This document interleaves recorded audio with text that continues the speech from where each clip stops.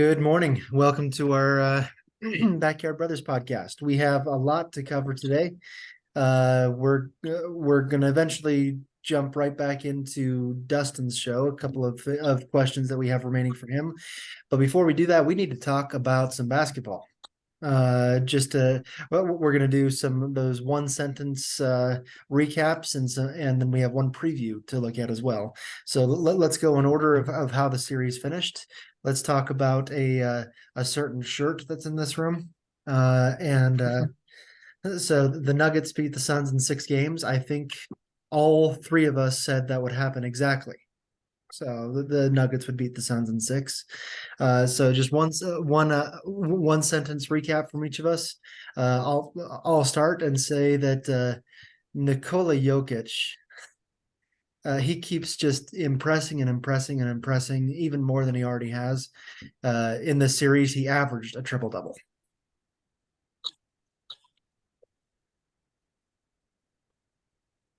With the Suns, they just didn't have anybody outside of their big three, and it was really just Booker and Durant. They're combining for 70 to 80 points a game, but they had nobody else that could step up. The last game here, the sixth game, the Nuggets just destroyed the Suns, won by 25 points. The Nuggets are a scary, dangerous team, and everyone else better watch out. Yeah. So 2 series ended last night. The Heat beat the Knicks in 6 games as well. Remember, the Heat beat the number 1 overall seed Bucks in 5. The Knicks were really impressive by beating the Cavs in 5, and then the Heat just had no problem going through them in 6, despite a ridiculously good game by Jalen Brunson with New York last night. Let's one sentence recap of Heat over Knicks. Dustin, you want to give us one? Yeah, the Heat, they're an incredible team. Jimmy Butler is the best player of the playoffs, and that's a list that includes Jokic. Jimmy Butler, if there's a playoff MVP, it's him. Cody?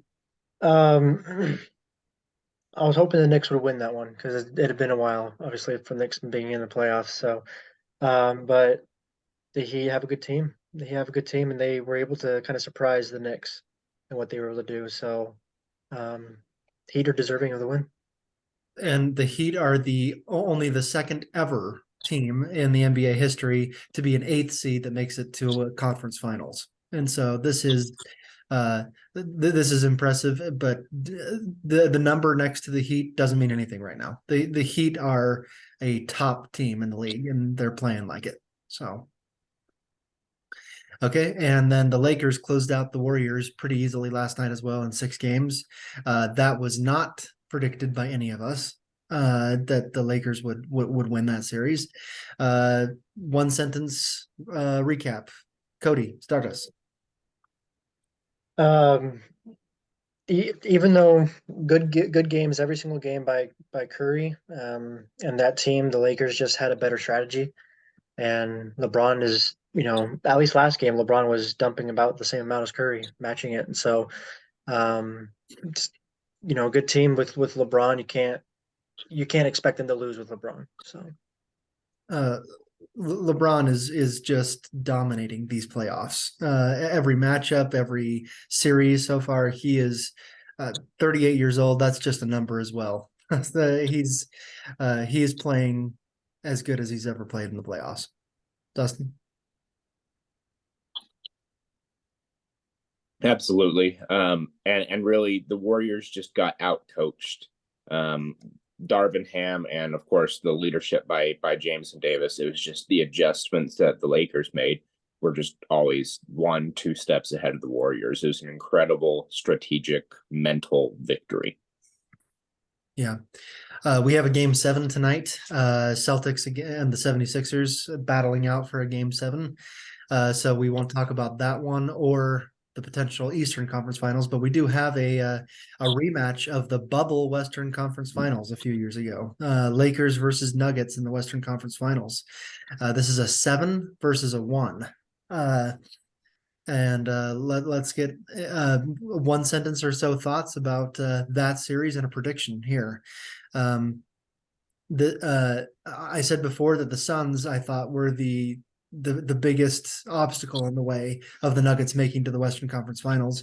I still believe that, although the Lakers are proving a lot, just like the Heat are. That it's just a number next to their name. This is a really good team, but I still think that this is the Nuggets' year, that they're going to make it to the NBA Finals. It's not going to become easy. I think this might be a 7-game series, but the Nuggets win in 7. Yeah, I've been wanting to undervalue the Lakers all season because they are outside of the playoff picture for most of it. But once they got in, look where they are now in the Western Conference Finals. And so I don't want to undervalue them again, but I still think that the Nuggets are just a team that has all of the right pieces at the right time. So I also say Nuggets in 6. Yeah, the Lakers are kind of coming in hot right now. And I do think the Nuggets still have the better team all around. But I think it's going to be a drawn out series, a tough one. It'll be Nuggets in 6. Okay. We will do the prediction for the Eastern Conference Finals offline and then just recap what it's going to be after whoever wins Game 7 for Boston or Philadelphia. Okay, we are jumping back into Dustin's show. I think we have 4 other questions for you, Dustin, to cover, and I think I'm starting with one here. So we're staying in the NBA, but with so many players that go to school for 1 year and then jump to the NBA, it seems almost that the NBA draft is more of a coin flip than any other sports draft, just because of the lack of game film from college. And some just go straight from the high school or go to G League Ignite or go overseas or whatever it may be. So, I mean, obviously this year, Paolo Banchero, the first overall pick, was the best rookie, and so maybe that's maybe it's easy to do. But what should GMs be looking for to really choose a guy to potentially be a face of a franchise for that top 1 through 5 pick? Yeah, you mentioned some of the issues there is that these people entering the NBA are usually 19 years old, 20 years old, some of them 18, young, and have had, in many cases, 1 year of elevated basketball experience that GMs can look at. And so in many cases, the proof that they've put on film is not what GMs are looking for. They're going to always prioritize potential over proof. And what could a player become? And that's why you see a lot of times the lottery picks are the players whose physical attributes make the perfect player. And some of those proof attributes, the mental attributes are not always on the top, and sometimes there's some questions. We've discussed Victor Wembanyama before, and we've said, wow, he's perhaps the most physically perfect basketball player to ever play in the NBA. You know, whenever he's drafted this year, and we've also said, I'm not sure if he's really ready. So those physical traits are often prioritized, and I think that a lot of it has to do with the idea of these coaches saying, I can teach a lot of these skills. I can develop them as long as they have a foundation. I can develop them higher. And then that's where it comes from. You also look, say, at college, if you have a top recruit at a big school, think Kentucky, Duke, UCLA, North Carolina, Kansas, you know that they have a year of fantastic coaching in their brain. A coach who's been there for decades in some instances, teaching them for a year, and so you know that foundation is being built. So that's that. I guess that to answer the question, that's the state as it is right now, and I don't think that's going to change anytime soon. But what GM should really be looking for outside of those physical traits are those mental traits that you can't teach: hustle, grit, desire, the mentality. A popular term recently in the last few years has been the Mamba mentality. Do you have the competitiveness that Kobe had? And if a player has all that plus the physical attributes, and yeah, they can be a great player. There's several players that you can name that look at that. I think about Giannis Antetokounmpo. He has that competitiveness and all the physical traits, and he's a 2-time MVP because of it. So I don't think anything's going to change as far as what scouts are looking for. But maybe a focus should change a little bit, is to look more at the mental. I have a follow-up to that, about that focus. I was just thinking, do you think that that focus should change to more of instead of trying to find a face of the franchise, number 1 or 2 pick, should the focus just be, I'm just bringing players in to develop, and then a year later they can be ready to play? Should that be the focus, or should it stay as, I need my face of the franchise? There's a little bit of both, right? The GM, the owner, their number one goal is to win games in order to be more successful and make more money that way. And you got to bring in top young talent in order to do that. But what's incredible is a lot of those, almost every pick signing that they make that's outside of that first round pick, a lot of times is sent immediately to their affiliate team in the G League, and developed in that way. And in fact, I'll bring this up. I may talk about this a little bit later, but almost 50% of all current NBA players have G League experience. And so that development is a huge part. You look at every team in the league usually has a 2-way contract player where they say they play with the G League for most of their career, but they're brought up for 10 days to play in the big leagues. And so that absolutely happens. That development happens. And there's plenty of players who are drafted and don't see a court for 2 years. Don't see the NBA court for 2 years. They're playing in the G League. And many even starters, after they're rehabbing an injury such as an ACL, play in the G League for a few weeks before they come back up. Yeah, it's very similar to MLB and the minor leagues, and in a little bit there that they can send players down and bring players up. And I think it's a cool program that they've.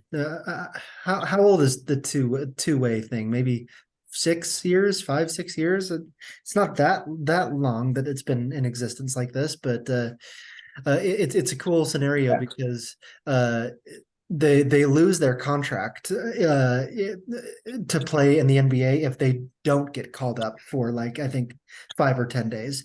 And so they almost always get the experience to play a few minutes in an NBA game, and I think it's really cool that they do that.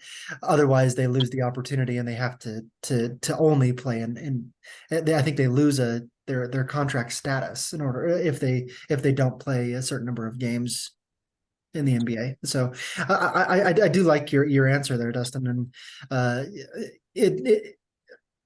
it is a little bit of a coin flip. Same thing as the NFL, though. I mean, you think of the top overall picks that have been busts, like Greg Oden, for example, who has taken 1 pick before Kevin Durant.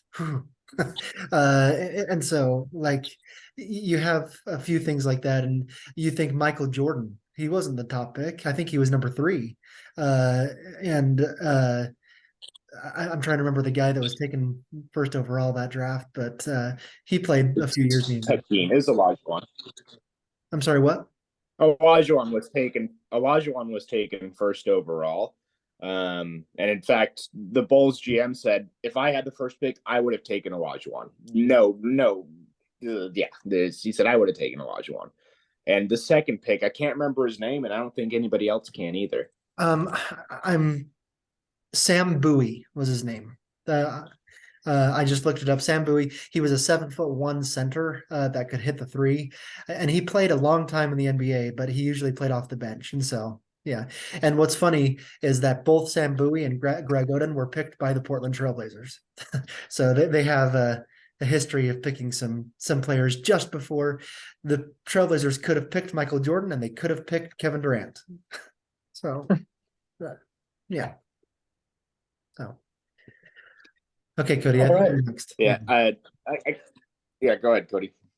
Okay. Yeah, I got another question staying in the NBA and staying kind of with the draft idea as well. My question is the impact of drafting players from, out of high school, from other countries, from, I guess, the G League that you're just talking about. Does that make college basketball not as important? And I'm asking that because when we look at, and my first comparison goes to NFL. Most players really just come from college football. That's really where they come from. Now you also have XFL and USFL, but you've usually already gone through the draft as well. So, and that makes college football super important. So, is that draft, this idea with the NBA, you can get them from anywhere? Does that make college basketball not as important for players? Short answer, no.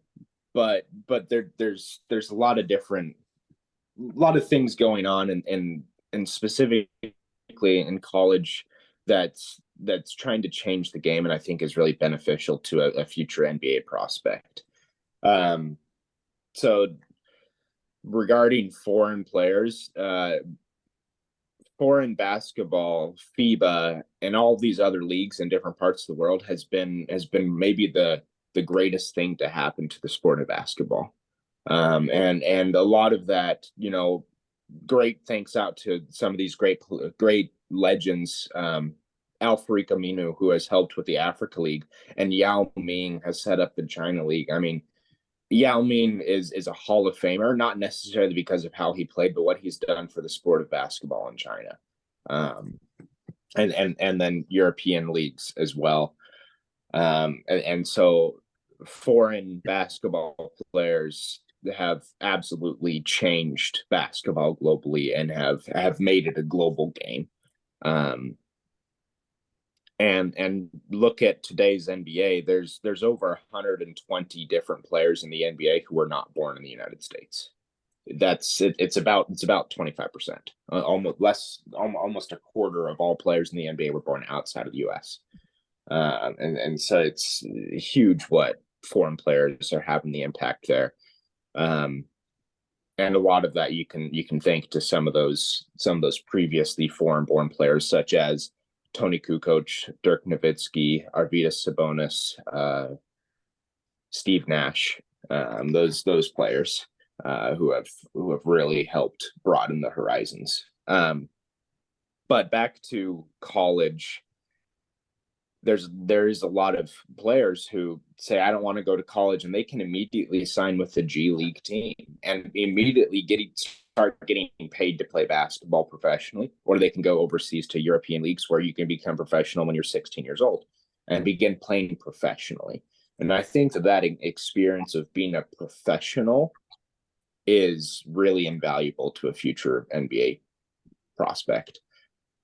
College basketball is starting to catch up to that, where they are offering NIL deals. I think about probably current trend right now. I think his name's Hunter Dickinson, just transferred from Maryland to Kansas, Michigan, and is getting paid $2 million to do so.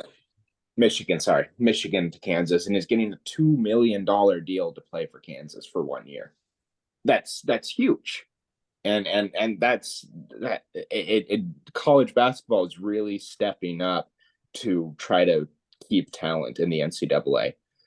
As far as a player that wants to get to the NBA, college basketball is still the greatest avenue there because it has the most exposure.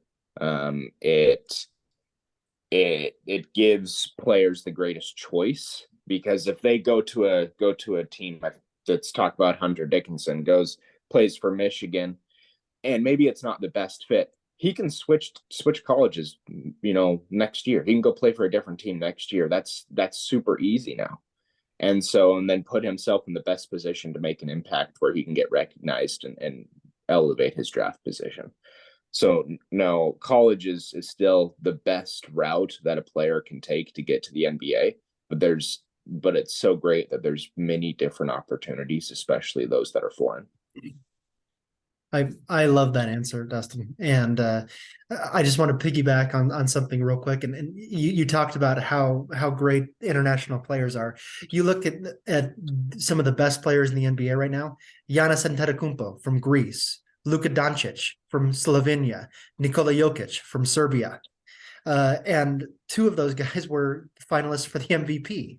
And then the other guy who won the MVP, Joel Embiid, yes, he went to Kansas, but he's from what is it, Nigeria, I think. So Cameroon. Cambodia, yeah. So I mean, he did go to Cameroon, Kansas, but anyway, the three NBA finalists this year are all international players. So that's pretty cool. Yeah, and I even if the NBA first team, you got all those players you mentioned, and then SGA, Shai Gilgeous-Alexander is Canadian. Yeah, many of the first teamers are foreign players. That's cool. So I do have one follow-up then. So it sounds like this is what I'm hearing, that the NIL laws that when that changed is actually helping and benefiting college basketball, when in college football it's kind of destroying it. And so is that kind of what I'm hearing, is that the NIL is like almost saving in essence college basketball? Yes, I wouldn't necessarily agree that NIL is destroying college football, but I would agree that NIL is saving college basketball. Okay. Yeah, I think that's a big discussion about college sports and in general that we may not have time to cover today, but how the differences between the two sports. And yeah, I can't even wrap my head around it yet to think about that. So I think so. I'm going to jump into my last question. We're staying in the NBA, but we're talking history here. So a lot of talk happens about kind of older era basketball players and the players in the current age, and whether they could coexist. Everyone talks about Michael Jordan and LeBron James. Could they, who's better if they play together? And people say you can't compare them. But the question is, can you? And so, do you think players like Wilt Chamberlain and Oscar Robertson and George Gervin and these players who played a long time ago and were the best of their era, would they be able to play today at the level that they played in their eras? And vice versa. Would players like Steph Curry and James Harden, who have a different style than those players of old, would they be able to play in the NBA era of old?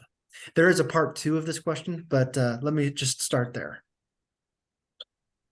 Yeah. I think the best way to approach this question is to look at the different strategies. That for the majority of NBA history, the strategy was get the ball as close to the basket before shooting. And that's when players like Wilt Chamberlain, Kareem, Shaq even dominated absolutely. And then other players like Oscar Robertson or George Gervin, the Iceman, also were able to do really good at executing that strategy. Whereas today is, very, very pace and space, where understanding the analytics of a 3-point shot is how impactful that can be to the game. So following on that, also looking at strategy today, positionless basketball. Players are expected to be able to perform multiple roles on a team and play multiple positions. Whereas you look back at that area, Wilt was a center, and Magic Johnson, although his size, he was a point guard. He could do a little bit of that positionless a little bit, but for the most part, players fit into a role. And now, I think about Jokic today. He's a 7-foot point guard, and he can play every position on the court. Yeah. Many players today in the NBA play every position. Not only do they switch and defend every position, but they're expected to be able to play every single role that exists on the court. And so that's a huge change. And so back to the question, could a player like Oscar Robertson or George Gervin play in today's NBA? Absolutely, 100%, because they were positionless players at the time. They were great athletes. They could do great things on the court. Whereas a player like Wilt Chamberlain, who was absolutely useless outside of 5 feet, I don't think so. I'm not sure he could. And I think that maybe a comparison would be a player like Andre Drummond or Rudy Gobert, who do really good, have been all-stars, but have not been top 15 in the league. Whereas during their time they were, because the strategy helped influence that. And then the reverse of could a player like James Harden, Stephen Curry play back then? Absolutely. I think that they would maybe dominate back then, because they would space out the floor way before people were expecting that to happen. And you think about the impact that players like Larry Bird or Pistol Pete Maravich had during that time, where they were spacing out the floor and shooting long shots and really impacting the game at an earlier time. And players in today's era would be able to do the same thing and be very successful. Yeah, thanks. And the second part of this question, I think you may have already touched on. If you have any other thoughts, let me know. But the second part was, what's the main difference in talent between the two NBA eras? I think it's hard to compare talent, right? It's hard to compare talent. I would instead compare the strategy and the positionless basketball. I think players like the Big O, Magic Johnson, did that extremely well. Larry Bird did that extremely well. Michael Jordan did that, and so those players who did that back then were some of the best players of the time. And the players that are doing it now, they're supposed to, they're expected to be able to play positionless basketball. I think that's one of the main differences, is what's expected and ability to play every position regardless of your size. Awesome. I don't have any follow-ups on that one. Cody? I don't either. So yeah, awesome. I'll just move to my next question. We are jumping sports here, jumping to golf. And I'm asking this question because out of the three of us, I do know that you play golf the most, and that you watch golf, you're into golf, all that stuff. I know we all play golf, but you definitely play more than us. So with golf, you see that there's players playing in their 50s, 60s, 70s. We both know that our grandpa Rogers has been playing in his 80s, and probably would still be out there playing if he could. I don't even know, maybe he is. So I guess my question is, what what makes golf a sport so easy to play for so long? Because I know it requires a lot of strain on the back, a lot of twisting and turning. How can players, what can players do to make sure they can stay and play longer, especially for professional golfers who are playing golf literally every day of their life? What recommendations, and also what recommendations do you have just for us amateurs to make sure that we can continue playing that sport for as long as we want to? Yeah, to address the how can players play for so long question, golf is not a contact sport. That's definitely the biggest benefit, is that you're not gonna go putt and somebody's gonna tackle you. That's not happening, right? And so the injuries that occur in golf are self-inflicted injuries due to either swinging poorly or whatever else happens, or maybe an exercise injury. And there's rules in golf that try to prevent injuries that say, hey, if your ball is up against the roots, you can move it with no penalty. The rule is that if the swing path of your club is going to impact something hard that could either affect your club or injure you, you can move the ball with no penalty. In fact, you're recommended, you're expected to, in order to try to prevent that. And so that's a good thing. So yeah, golf not being a contact sport, and body type doesn't necessarily play a role in golf as much as it does in other sports. Now you look at some of the best golfers, they've been tall, muscular builds. Tiger Woods is 6'1". He has extremely wide shoulders. Look at Dustin Johnson, who's 6'5". Phil Mickelson is 6'3". John Rahm is 6'2". They're tall, muscular people. But there's other golfers like Rory McIlroy or Colin Morikawa, who are 5'9", 5'10". Justin Thomas is 5'10". And so body type does play a role, but it's not the biggest thing for doing that. As far as in having your golf game last as long as possible and trying to prevent injury, the recommendation is learn how to swing correctly. Probably the hardest lesson to learn in golf is that you can make the ball go really far without swinging really hard. And I think that's the hardest lesson for any amateur golfer to learn, is that you don't have to just absolutely try to kill it every time in order to get as much distance out of it. And that's really what a lot of these players and amateurs and people who are playing into their 60s, 70s, and 80s have learned to do, is to play appropriately, to swing right, in order to avoid injury. A quick story. Our dad was playing with Grandpa Rogers a year or two ago, and he said that, Grandpa waddles down to his ball, and Dad hits his ball, and he looks up, and Grandpa's laying on the ground. And he runs over. He says, I'm okay. I just swung and fell over. It happens all the time. And it's like, wow, okay. And so there's both the dedication that people have, but also, it's people are willing to play the sport until they're 60s, 70s, 80s, whereas that's not going to happen in almost any other sport because of physical contact and injury. Yeah, I have two thoughts, and both may be humorous. But first of all, I have a new idea for a sport. I want contact golf. I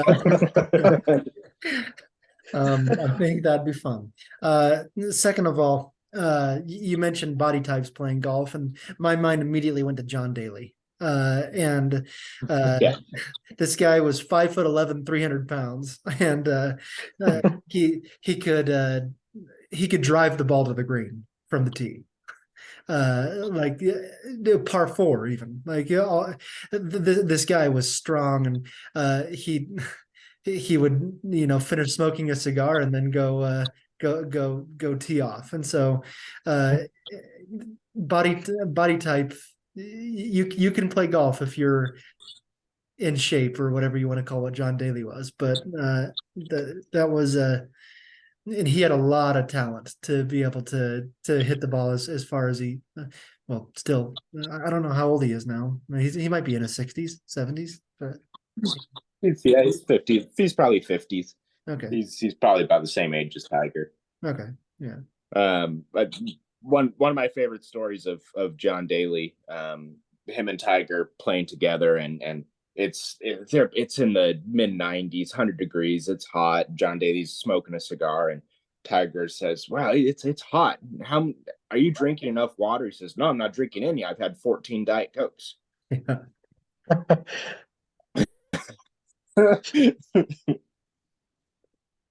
Yep. It's funny. It's funny. I don't think I have any follow-ups to it, so yeah, I think it's a good answer. Yeah.